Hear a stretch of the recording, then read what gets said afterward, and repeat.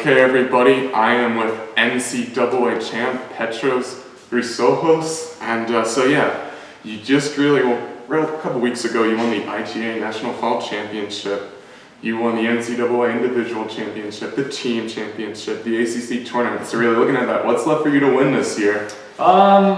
In terms of titles, nothing left, but I'd love to win them again. I'd love to win all those tournaments twice.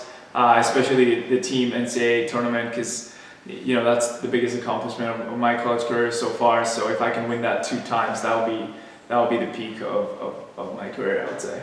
So just looking at your most recent tournament victory at the ITA Fall Championship, you faced some adversity. You were down 5-1 in that second set of the final for you. So really, for you, what's your strategy in channeling or when you're dealing with adversity in some of these matches?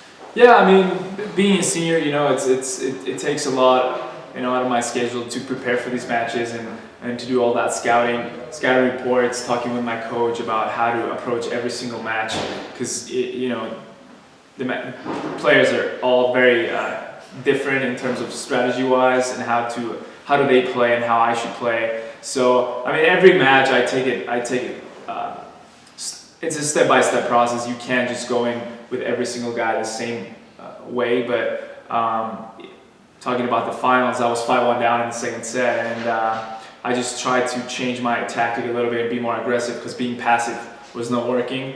As you can see from the score, I was 5-1 down, so I had no other choice just to be aggressive, and it worked out for 3-4 games, and then I got to the 5-4 serving, and that's when I realized I had the set, and I could see it in his eyes that he did not believe anymore that he could win the set, and I took advantage of that.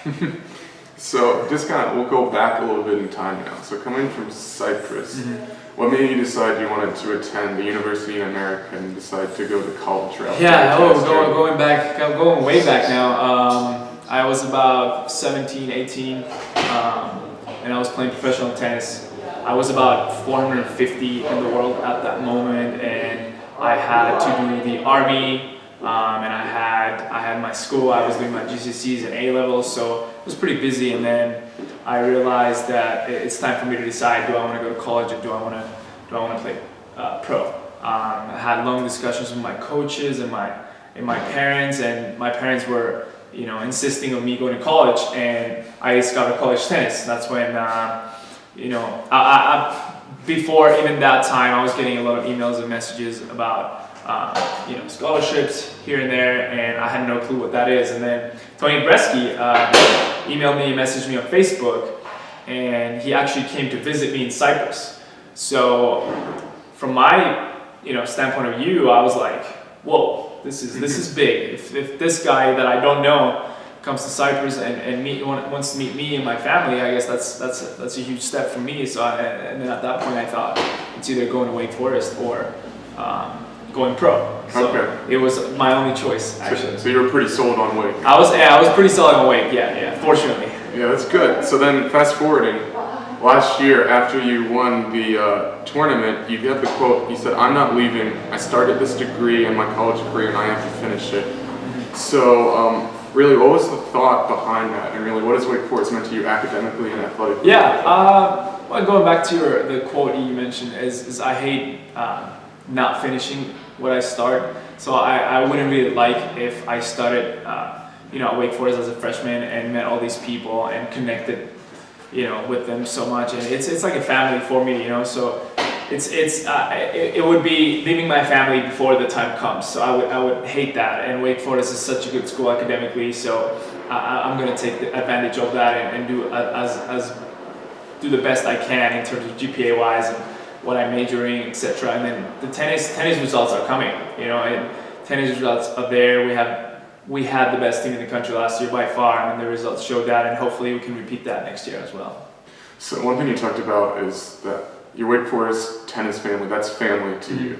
Really, what is the bond like between the team members? Yeah, I mean, waking up every morning at 6 a.m., 7 a.m., whatever it is, going to the gym, spending all day long with the guys every single day, it just means so much to me. They're like brothers to me, especially in the spring where we travel all day together, and We played tournaments, and we put ourselves in those tough situations in the matches where we have to support each other and encourage each other to get that win. And then I was surprised actually how many people we impact when we win the matches, because it might not mean as much to us. It's just the win sometimes. Mm-hmm. We just beat some random school, or big rivals like Duke and UVA and UNC. But for the alumni and people that work here, that means so much to them. And I was surprised coming from Cyprus, because there isn't really that family spirit where I come from in terms of like colleges, because college tennis and college football and all these sports, they don't exist anywhere else in the world. So that was huge.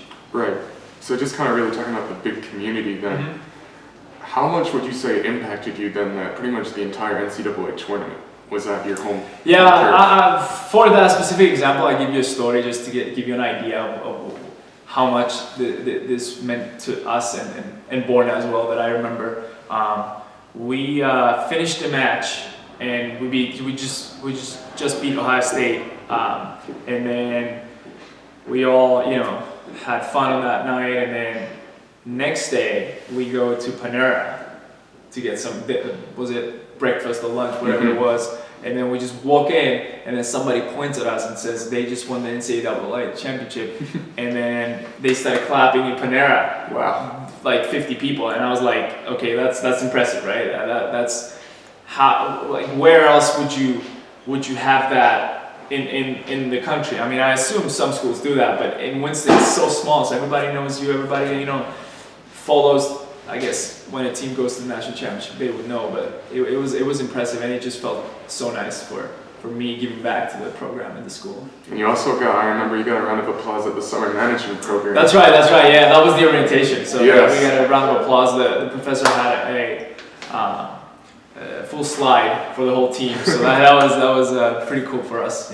So yeah, one thing you talked about really with kind of that family bond, waking up every day at like 6 a.m. for workouts, and then also just kind of touching on your academic sides. Like, what's something that the average fan or observer of not even just college tennis but college sports in general, like, what's something that they wouldn't know about balancing your athletics and academics?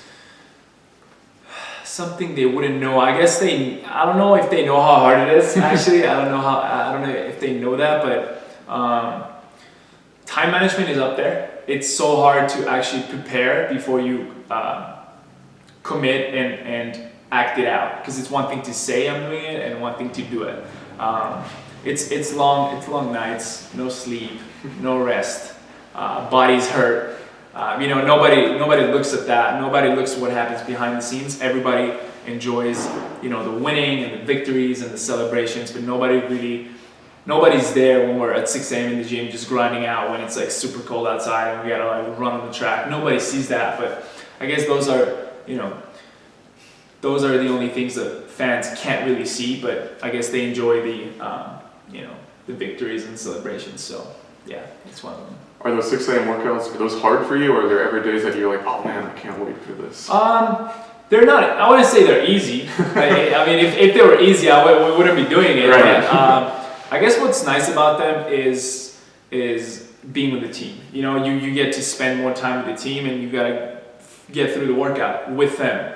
And sometimes someone else is low, someone is high, so we gotta keep pushing each other. Nobody's gonna be at 100% every single day. That's just not how life works. So having 12 or 13 players in the team, it's incredible, because if we were 2 or 3, that would be tough. But 13, we keep pushing, and everybody's good at something else. Everybody's so yeah.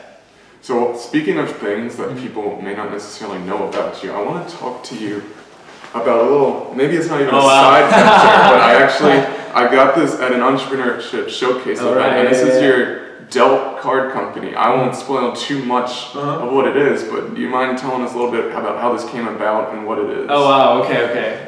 So when I was about 16, 17, I was playing a tournament in Germany, and I had a major injury in my back. And long story short, because of that injury, I couldn't play for about 6 months. Couldn't play tennis for 6 months, so I was out, and I had to wear a belt around my back so I keep my back straight, just to recover quicker. And I was so late. I was so bored. I didn't know what to do with my life. Couldn't play tennis. Couldn't run. Couldn't do any physical activity. So I decided I picked up a deck of cards, just a random deck of cards, and I learned how to throw cards. So I became really good at throwing cards. Then I was aiming at things. I would throw them, and then after that, by just being lazy to go picking the cards up and doing it again, I figured I had to do something more practical with the cards. So I got into Magic and I got into sleight of hand, and I actually got this tattoo because of that as well. So I learned card tricks and sleight of hand. I was reading books, I was watching videos and all that thing. I became a member of some Magic communities, and it was a blast for me. And then I decided I have to start doing my own start designing my own cards, you know, and then Delt was just an inspiration for me designing my own cards and producing my own decks, and that's how it came about. So obviously I think it's a really great idea, because when the idea was presented to the group, really, of just like how big of a market it actually is, it seems like there's a lot of great potential with that. So obviously you have a great tennis career ahead of you, but you also have a great business idea in front of you. Where do you see Delt going with everything in tennis? Yeah, I mean, depending on where tennis goes, you know, people tell me you should sponsor yourself with tennis in the future when you become pro, but this is just a passion of mine that, you know, I developed when I was 16, so I'm also a collector, so I have hundreds of decks in my collection, so this is just a passion of mine that's never going to go away, you know, it's like tennis. In terms of where Delt is going, obviously right now being a student athlete playing for the #1 team in the country, I try to find as much time as I can to you know, spend more time with the cards and the business and improve the company and everything. But in terms of where it's going, I'd like for it to be huge. I'd like to produce and, you know, make decks for big names in the market, and hopefully tennis will help me make those connections and get to that point later in my life. But right now, I'm you know, primarily focusing on tennis, and then it's Delt. Yeah, I think that's awesome, because so much of what we see today is just a combination of athletes and entrepreneurship. Magic Johnson, Michael Jordan, just in the basketball realm, and that can certainly carry over with you. Thank you. So now just kind of looking more on the tennis side of this upcoming season.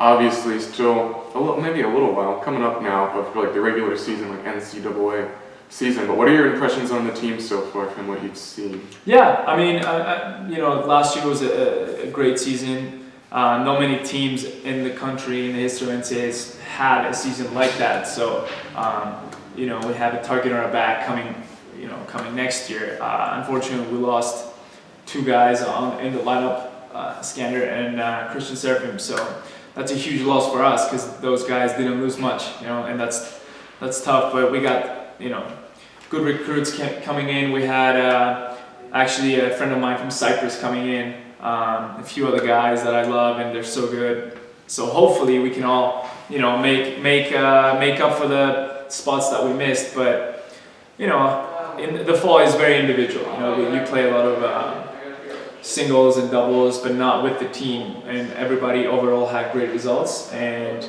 I'm just excited to play the season coming in, and hopefully we can get some more guys to fill up some spots, and I think we're in good shape. So would you say, is it a matter of making sure you don't feel too pressured with the target in your back, or is it a matter of staying motivated because you just came off such a down? Yeah, I think that staying motivated is a bigger part. The target on our backs, we had it since day one. You know, since the first day I came in, we were one of the teams to beat. But last year, we were the team to beat. So we were the one. But the pressure is never going away. Pressure is always going to be there. You got to learn how to play with the pressure, and just like Tony Bresky says, pressure is a privilege. You know, you gotta accept it. You gotta embrace it, because you gotta know that everybody's coming to you to give you their best, and you just gotta beat them. That's the only way. In terms of motivation, obviously, you know, winning everything is great, but you gotta still keep yourself motivated and driven for the years to come, because this is just one of the 4 years I'll be here, and then I'm gonna leave, and more players are coming. So you need to keep having a winning culture in the team, so that you can keep the players motivated for the future. Okay, so we're going to finish off with a very broad question, and you can do your best to answer because not everyone knows. but do you see a vision of yourself or have any goals for where you'll be in the next 5 years? The next 5 years, I can tell you exactly where I want to be in 5 years. In 5 years, I want to be top 100 in the world in singles. I want to be playing professional tennis, representing my country, myself and my school. I'd love to have some shirt of Wake Forest, saying WF here, so I can, be an ambassador for college tennis, and convince kids that college tennis is a must in their careers before they go on and do great things, if that's tennis related or business related or whatever it is they want to do. But I would love to be a top 100 tennis player in the world. Okay, awesome. Well, in 5 years, I'll be telling all my coworkers that I interviewed this guy. Petros, thank you very much. I'm glad that we could do this. Thanks a lot. And yeah, make sure, come to the tennis matches. It's a great environment, it's a great culture, and we hope to see you back on top again. Please do. Thank you. Thank you. Go Deeps. Go Deeps.